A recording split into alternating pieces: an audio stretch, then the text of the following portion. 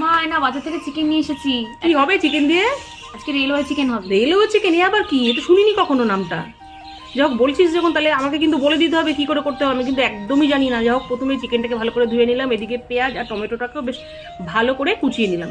এবার ধোয়া চিকেনটার উপর একে একে টক দই, একটা মিক্সিতে বানানো মশলা যার মধ্যে আদা, কাঁচা লঙ্কা আর রসুন আছে, সঙ্গে একটু তেল দিয়ে দিলাম পরিমাণ মতো নুন, হলুদ আর একটু লঙ্কার গুঁড়ো দিয়ে বেশ ভালো করে মেখে কতক্ষণ ম্যারিনেট করবো রে বল? 30 মিনিট, আধ ঘন্টা ব্যাস ম্যারিনেট করে রাখলাম।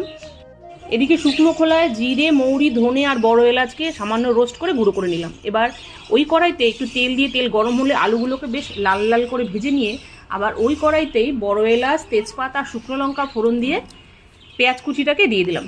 তোমার তেল দাও? হ্যাঁ, তেল তো দেবই। পেঁয়াজ দিয়ে নেড়ে চেড়ে এবার কুচনো টমেটো দিয়েও ভালো করে নেড়ে চেড়ে টমেটোটা একটু গলা গলা ভাব হয়ে গেলে এবার ওপর দিয়ে নুন দিয়ে সামান্য একটু লঙ্কার গুঁড়ো দিয়ে দিলাম আর ওই ভাজা মশলাটাও 1 চিমটে দিয়ে দিলাম।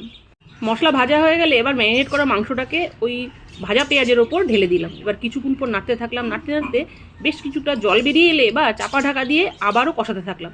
এইভাবে কষাতে কষাতে দেখ কি সুন্দর একটা গন্ধ বেরিয়েছে। কি একটা রেলওয়ে চিকেন নাম বললি, কিন্তু এ তো এত সুন্দর হয়েছে দেখতে, সাথে তো কি সুন্দর একখানা গন্ধ বেরিয়েছে। যাও, পুরোপুরি কষা হয়ে গেলে সবশেষে ওই ভাজা মশলাটা দিয়ে ওপর দিয়ে একটু জল দিয়ে চাপা ঢাকা দিয়ে গ্যাস বন্ধ করে দিলে পুরো রেডি। তোমার তাড়াতাড়ি 4টে লুচি ভাজো, ভাত দিয়ে খাবো না কিন্তু এটা। কেন ভাত দিয়ে খাবেন? আমাকে আবার খাটনি করাবি? হ্যাঁ করো।